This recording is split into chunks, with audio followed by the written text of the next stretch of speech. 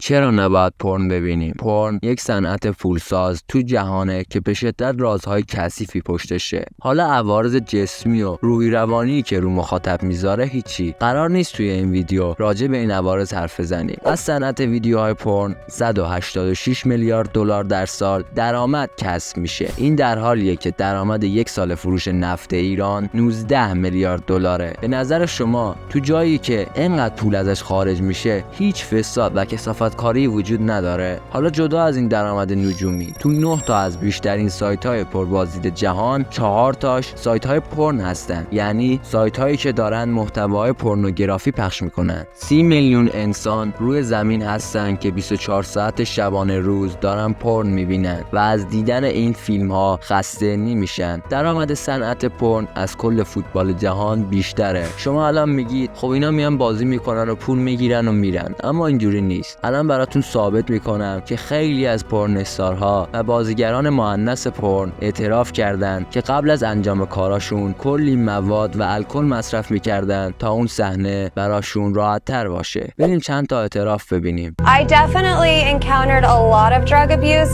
I myself was hooked on heroin and various different kinds of pills, cocaine, and for a short period of time, crystal meth.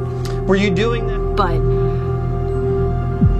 I just try to mentally not be there and really disassociate, which, you know. خب الان میگید اگه بدو بهشون بک میگذره چرا نمیان بیرون؟ الان براتون میگم. همینطور که اول ویدیو گفتم، این صنعت به شدت پول داره و میاد به این افراد پول زیادی میده و این افراد هم مجبورن که بمونن و تحمل کنن تا این پولها رو دریافت کنن. به نظر شما پرسرچ ترین عبارت تو سایت های پورن چیه؟ باید بگم که پرسرچ ترین عبارت تو سایت های پورن خشن هستش. تو این سبک از پورن جنس مؤنث کلی کتک میخوره و به شدت مورد آزار قرار داده میشه و بقیه‌اش هم خودتون میدونید. لانا لودرز، کسی که اکثرتون میشناسیدش و بیشتر توی این سبک از پورن بازی میکرد، اومده یه اعترافی تو کانال یوتیوبش کرده که الان با هم میبینیم. Inside of women's vaginas, assholes, down their throats, their...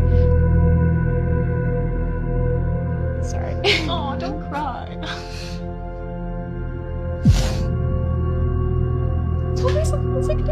Now I'm crying. I'm like, God damn it. No, don't cry. I'm It's just okay. giving some examples. No, that's honestly, that's really view women as just an object, and it's not okay to do that. Like, I enjoy watching porn. خب دیدین داستان چی بود؟ حالا بریم یه اعتراف دیگر رو ببینیم. What do you think needs to happen here? I think there's a lot of little things.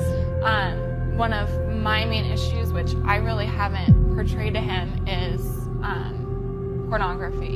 It's really hard for me. He looks at it, he watches it, and as a new mom, it's hard. What? Finish your sentence. As a new mom.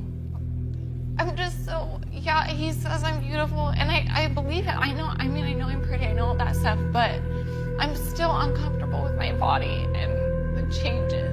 And then he's looking at these girls, and it's hard. It makes me feel really insecure about myself. I can't compete with that. I do feel for her. She's right. When I see her crying, it hurts me badly. And to know that I've treated her the way I have, I regret it extremely. I love this woman. خب دوستان، امیدوارم حسابی پشیمون و آگاه شده باشید. ویدیو تموم شد. مرسی که تا آخر دیدین. خدا یار و نگهدارتون.